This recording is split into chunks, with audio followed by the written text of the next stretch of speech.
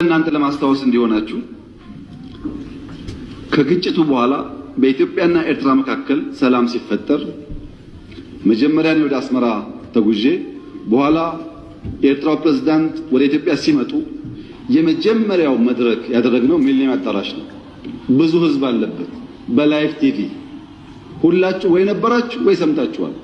ካልሰማችሁ አሁን ገብታችሁ ዩቲዩብ ላይ ስሙት። የመጀመሪያው ስብሰባ አሰብ ነው የሚለው።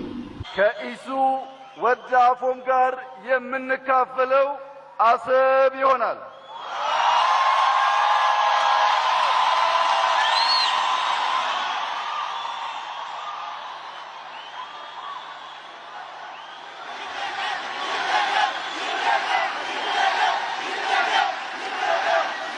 እደግመዋለሁ። የኛ የመደመር ስሌት ማባዛትም መቀነስም ማካፈልም አለው።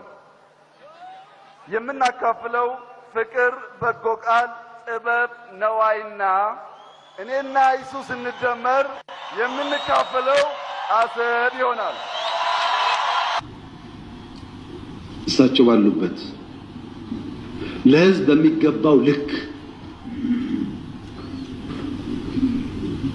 የረሳችሁን ለማስታወስ ብቻ ነው።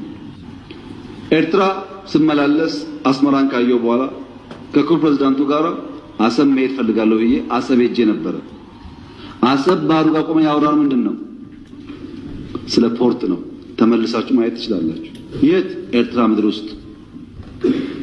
ሶስተኛ የመደመር ትውልድ መጽሐፍ ላይ በግልጽ ጂኦፖለቲክስን አስፍሬ የአሰብ ጉዳይ አስቀምጬ ለኤርትራ ባለስልጣናት በስጦታ ልኬላቸዋለሁ። ሚስጥር እኮ አይደል፣ ያውቁታል።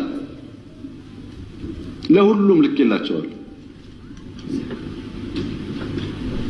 አራተኛ እናንተ የምታውቁት የዛሬ 6 ዓመት 5 ዓመት ባህር ኃይል አቋቁመናል እና እዚህ ውስጥ ነው አይኑ ባህር አቋቁመ ነው።